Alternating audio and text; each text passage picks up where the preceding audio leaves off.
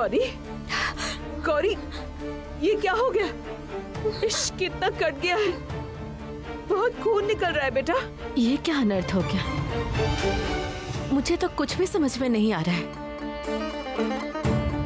क्या ये माँ काले की लीला है? इस लड़की को अभी भी अपने पति से दूर करके फिर खून से उसका मांग भर रही है।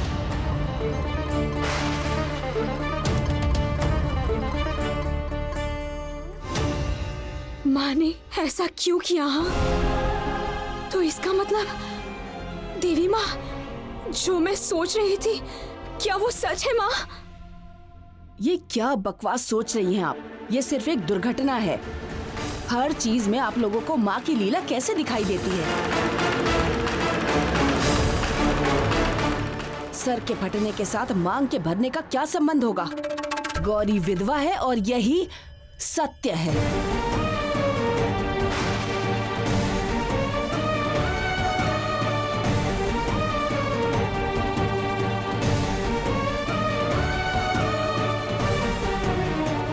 बिना कड़वी बातें बोले तुम्हें तसल्ली नहीं मिलती शैल? जो सत्य है मैंने वही कहा है। इसमें सख्त होने की या कड़वे होने की कौन सी बात है? आप लोग ज्यादा ही भावुक हैं, हद कर दी है। इसमें हद करने वाली कौन सी बात है दीदी? बुरा मत मानिएगा, पति खोने की जो तकलीफ होती है ना, वो आपकी समझ में नहीं आएगी। एक छोटी सी बच्ची को थोड़ा वक्त तो दीजिए संभलने के लिए।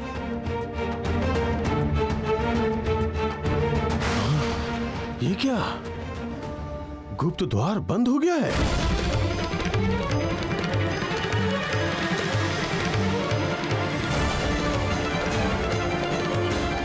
ये कैसा सर्वनाश है?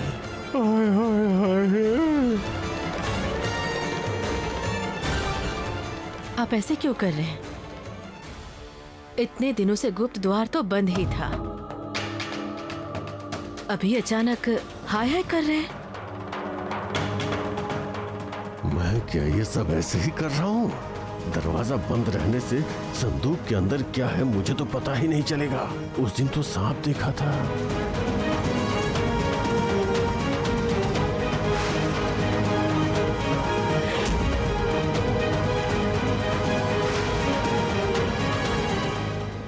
अजीब आदमी है। इस घर में इतना बुरा समय चल रहा है, इस बीच ये आदमी उस गुप्त दरवाजे के पीछे पड़ा है। बड़ी बहू, जाओ गौरी के पास जाओ, उसे संभालो। हाँ, मैं जाती हूँ चाची जी।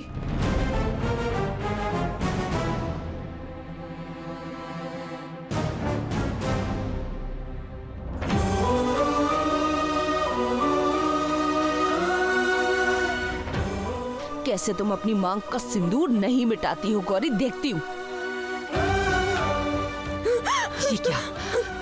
ये क्या सिंदूर निकल क्यों नहीं रहा?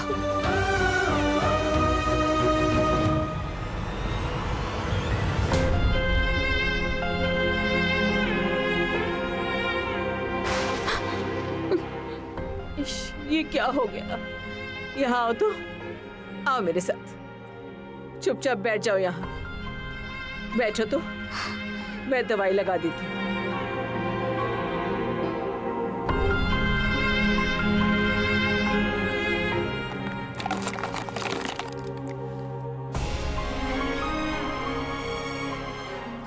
देखो जरा। नहीं माँ, रहने दीजिए।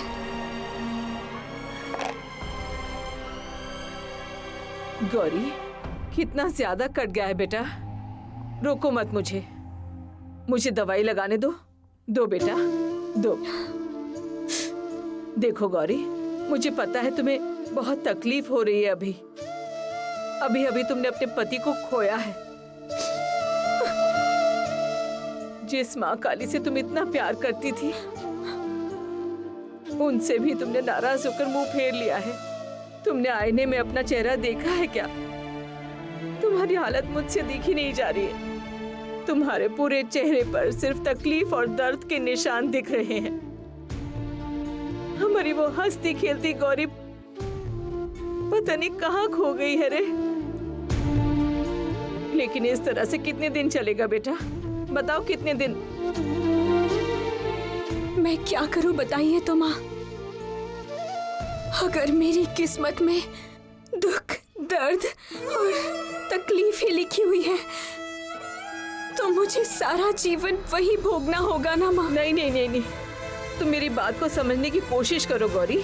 ऐसे नहीं जिया जाता है। आगे पूरी जिंदगी पड़ी है, जीना तो पड़ेगा ना बेटा। मैं जो कहती हूँ सुनो, तुम ऐसे घुट घुट कर अपनी जिंदगी मत जीना। थोड़ा लोगों के साथ बात करो ना। सारा दिन खुद को काम में व्यस्त रखो, इससे भी तुम्हारा दिल थोड़ा हल्का हो जाएगा, है ना? मुझे कुछ भी अच्छा नहीं लगता है माँ, और मेरे हाथ पैर भी काम नहीं करते हैं। लेकिन चलना तो पड़ेगा ही ना। धीरे धीरे सामान्य होना पड़ेगा, नहीं तो ये शोक का पहाड़ कभी हल्का नहीं होगा। सच कहूं तो तुम्हें देखकर मुझे बहुत तकलीफ हो रही है बेटा। तुम्हें तो पता है कि अब मेरे जीने का इकलौता सहारा सिर्फ तुम हो। अगर तुम मेरी आंखों के सामने ऐसे बैठी रहोगी तो मेरे दिल को कितनी चोट लगेगी बताओ। तुम्हें इस हालत में देखकर मुझे जीने का मन नहीं करता है। माँ, मेरी बात सुन लो। तुमने मुझसे वादा किया था कि कभी आत्महत्या करने की कोशिश नहीं करोगी। मुझसे एक और वादा करो कि तुम अपने आप को स्वाभाविक रखने की कोशिश करोगी, जीने की कोशिश करोगी तुम। क्या मेरे लिए इतना नहीं कर पाओगी? माँ, पहले की गौरी डॉक्टर साहब के साथ अपनी जिंदगी खुशी से बिताती, लेकिन अब मैं पहले जैसी बिल्कुल नहीं बन पाऊंगी। 1000 कोशिशों के बाद मैं ऐसा नहीं कर पाऊंगी।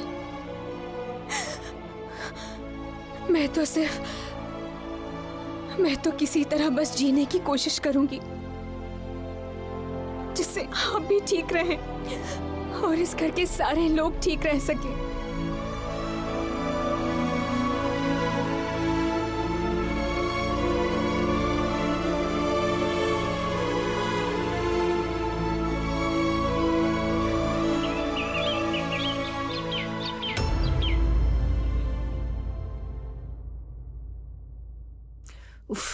आज आप देखिए शैल माता मैं कैसे पूजा करता हूँ। देखिए यहाँ तुम्हें अच्छे से पूजा करने के लिए नहीं बुलाया गया है। तुमने कहा था कि तुम आज ही गौरी को मारने का इंतजाम करोगे। तुमने कैसा इंतजाम किया है बताओ? मरेगी मरेगी। गौरी को इस तरीके से मारना पड़ेगा कि ऐसा लगे कि किसी हादसे में मरी वो कैसे, यही तो जानना चाहती हूँ मैं। वक्त आने से सब कुछ पता चल जाएगा। थोड़ा धैर्य रखिए आप पूजा के बाद देख लीजिएगा कि मैं क्या करना चाहता हूँ। आइए आइए आइए, आप लोग सब आ गए हैं। यहाँ मैं भी तैयार हूँ।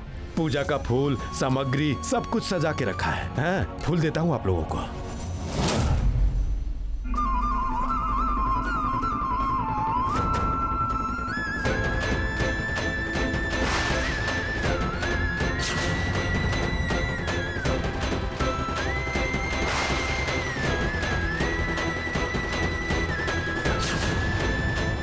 ये फूल तो सब सूखे और बासी फूल लग रहे हैं। आप इन फूलों से माँ की पूजा करोगे क्या? विश्वास कीजिए सब ताजा लेकर आया था मैं। अरे शैल माँ आप ही बताइए ना, आपने तो अपनी आंखों से देखा था कि मैंने सारे ताजे फूल रखे थे इसमें।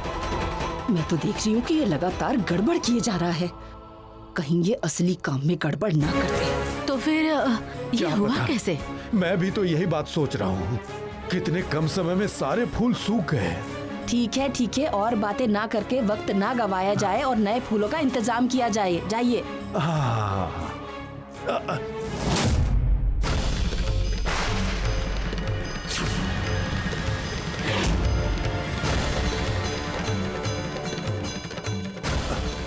ये क्या अनर्थ हो रहा है?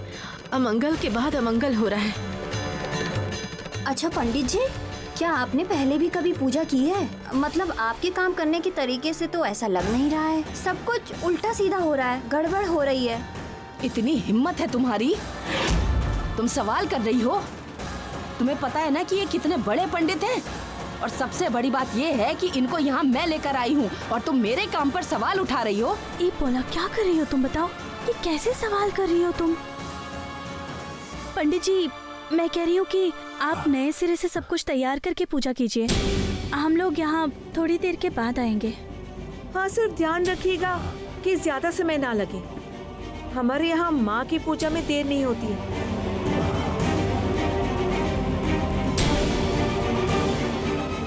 सब लोग कुछ ज्यादा ही होशियार बन रहे हैं और तुम एक नाकारा इंसान हो। एक काम ठीक से नहीं कर पा रहे हो तुम। मैं करना भी नहीं चाहता। मैं यहाँ पंडित का काम करने के लिए नहीं आया था। वो करने की जरूरत नहीं है तुम्हें। तुम्हें जो काम करने के लिए यहाँ बुलाया है वो काम जल्दी से करो। जल्दी ही करूंगा मैं। क्या करना है मैंने वो सोच लिया है।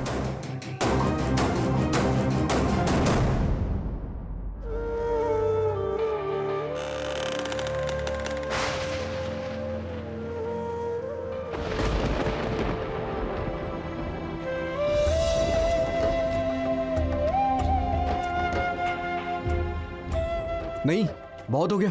चलो अब घर चलो। तुम सुबह सुबह नाटक शुरू कर देती हो। चलो।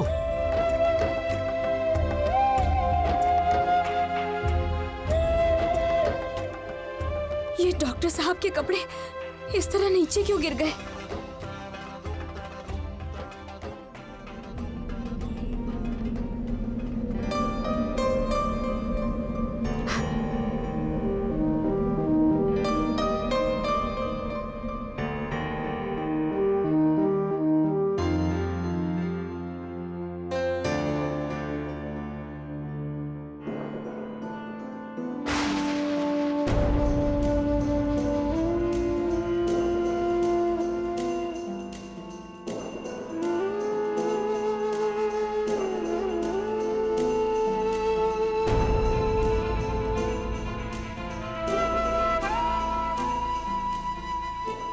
क्या हुआ, पसंद आया तुम्हें?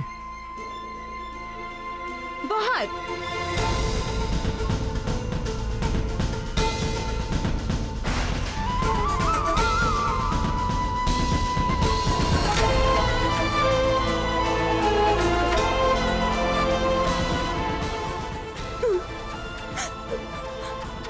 क्यों हो रहा है मेरे साथ ये सब?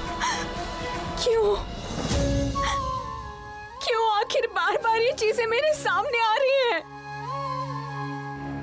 मैं तो सब कुछ भूलना ही चाहती हूँ। सब कुछ तो भूलना चाहती हूँ मैं।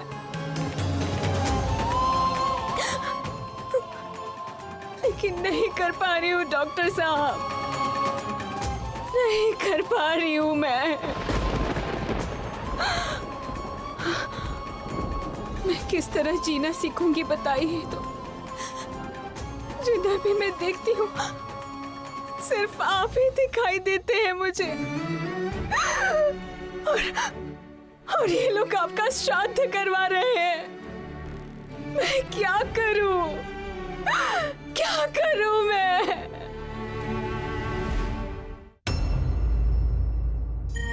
ए गौरी, ऐसे कमरे के अंदर उदास बैठने से कैसे चलेगा? हाँ, तुम्हारी तबीयत खराब हो जाएगी। इससे अच्छा तुम देखो ना, हम सब यहीं पर हैं। हम सब से बातें करो ना तुम। देखना तुम्हें काफी हल्का लगेगा। हाँ गौरी, तुम्हें भी तो धीरे धीरे स्वाभाविक होना पड़ेगा। लेकिन कैसे स्वाभाविक हूँ मैं, बताइए पौला दीदी। डॉक्टर साहब की यादें मुझे घेरे रहती है हर वक्त। उनको कैसे दूर करूं मैं, बताइए। ये क्या कह रही हो गौरी? तुम दूर क्यों भागोगी? कभी अपनी यादों को दूर भगाया जा सकता है? हाँ, उल्टा तुम्हें अपनी उन यादों को संजोकर अपने हिसाब से जीना पड़ेगा गौरी। मैं क्या कह रही हूँ? तुम दोनों ने जो प्यार के पल बिताए थे उसे तकलीफ के तौर पर मत सोचो, बल्कि उन पलों की यादों को तुम अपनी शक्ति बनाकर तुम अपने भविष्य की तरफ आगे बढ़ो। गौरी, तुम्हें तो स्वाभाविक रहना ही पड़ेगा। बताओ, अगर तुम ऐसे दुखी और रोती रहोगी ना तो हमारे भैया को बहुत तकलीफ होगी। क्या ऐसा होना ठीक है? अरे गौरी, तुम ऐसे रहोगी तो हमें कैसे अच्छा लग सकता है? और तुम पर परिवार की कितनी सारी जिम्मेदारियां हैं। तुम्हें कितना कुछ अकेले संभालना पड़ेगा। जो आ रहा है वो तो तुम्हारी गोद में बैठ के खेल कूद कर बड़ा होगा। उसको तो अपने मामा का प्यार भी नहीं मिलेगा, इसलिए उसकी मामी को मामा की कमी को पूरा करना होगा। ये देखो, वो नहीं चाहता है कि तुम उदास रहो। क्या हुआ तुम्हें पोला? दीदी, मुझे पहली बार अनुभव हुआ है कि वो हाथ पैर हिला रहा है। गौरी, गौरी, तुम्हारे हाथ छूने से ऐसा हुआ है, पहले कभी भी ऐसा नहीं हुआ। देखो, खुद ही देख लो। देखा? हाँ, मुझे भी लग रहा है। शैल, मेरी बात सुनो। देखो, इस अवस्था में तुम ऐसे ये सब करोगी। वो आप मेरी बात क्यों नहीं समझना चाहती हैं? क्यों नहीं समझ रहे हैं आप लोग? इस घर में एक के बाद एक अमंगल हो रहे हैं। आप लोगों को दिखाई नहीं दे रहा है? शुद्धिकरण की बहुत जरूरत है। सत्यानाश, शैल माँ फिर से किसी शुद्धिकरण करवाने के बारे में सोच रही हैं। गौरी भी यहाँ है।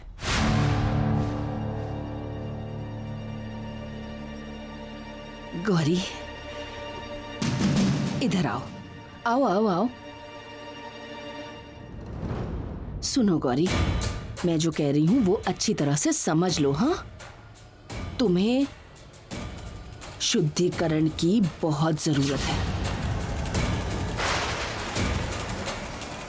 शैल माँ, गौरी का शुद्धिकरण? लेकिन क्यों? क्यों? तुम लोगों को दिखाई नहीं दे रहा है? खुद ही देख रहे हो कि इस घर में कितना बुरा हो रहा है। श्राद्धा का काम अधूरा रह गया, गौरी का सर फट गया, मांग में खून लग गया। ये सब अच्छे संकेत नहीं हैं। इसीलिए शुद्धिकरण की बहुत जरूरत है। नहीं, गौरी का कोई शुद्धिकरण नहीं होगा। शैल माँ, आपने मेरा भी शुद्धिकरण करवाया था। कितनी तकलीफ से गुजरी थी मैं, और अब आप गौरी के पीछे पड़ी हैं। गौरी शारीरिक या मानसिक तौर पर स्वस्थ नहीं है। वो ये सब रस्में नहीं सहन कर पाएगी शैल माँ। और वो एक चीज बार बार हो शैल माँ, ये मैं नहीं चाहती, और ऐसा होगा भी नहीं। ऐसा है क्या? क्या तुम अब इस घर की मुखिया बनने की कोशिश कर रही हो? तुम तय करोगी कि क्या होगा और क्या नहीं? मुझे भी ऐसा ही लगता है दीदी। अभी शुद्धिकरण रहने दीजिए ना। गौरी को एक बार सामान्य हो जाने दीजिए, उसके बाद शुद्धिकरण का वक्त तो नहीं निकल जा रहा है ना? हाँ, वक्त निकलता जा रहा है। जितना वक्त निकल रहा है उतनी ही अमंगल की छाया हम लोगों पे गहराती जा रही है। ये समझ में नहीं आता है तुम्हें? आप लोगों को क्या लगता है मुझे कोई समझ नहीं है? मुझे इस बात की समझ नहीं है कि गौरी अभी किन हालातों से गुजर रही है। आप तो सब कुछ समझती है शैल माँ, फिर इतनी कठिन परीक्षा क्यों? सख्त नहीं है, और यही बात मैं तुम लोगों को समझा नहीं पा रही हूँ। यकीन मानो गौरी, कुछ कठिन नहीं है। सिर्फ तुम्हारा ध्यान रख के मैंने बहुत ही सहज शुद्धिकरण की प्रक्रिया रखी है। अब तुम देखना।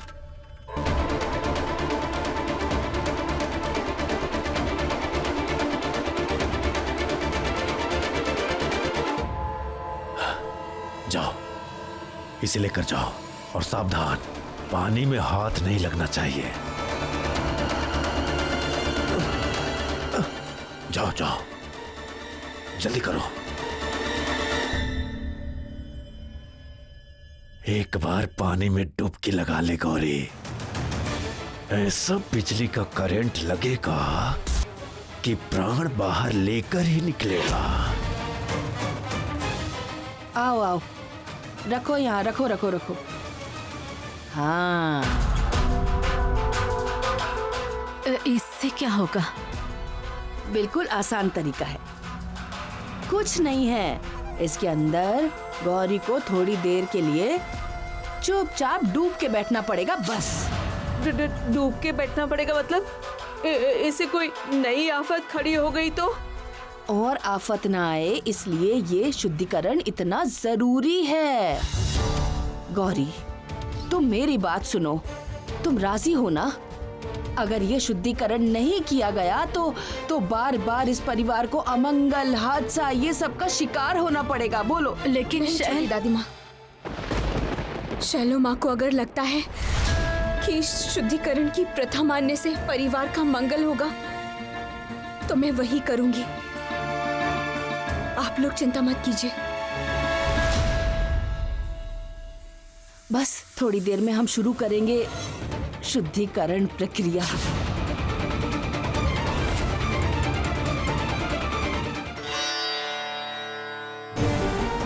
गौरी जब तक शुद्धिकरण के लिए पानी में रहेगी तब तक मैं भी देवी माँ के पैरों में पड़ी रहूंगी ताकि उसका कोई नुकसान न हो।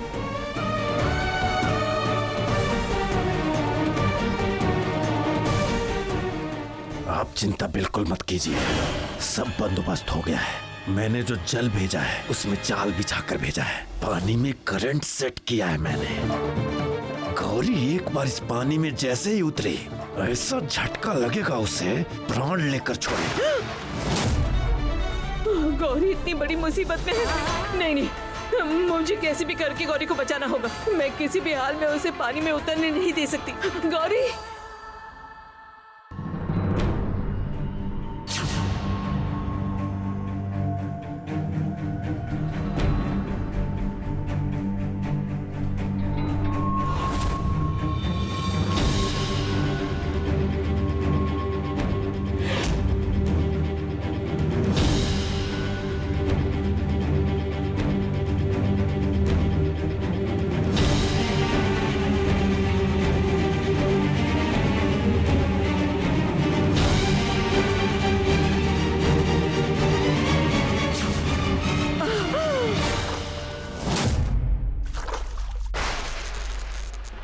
बड़ी बहू, जाओ।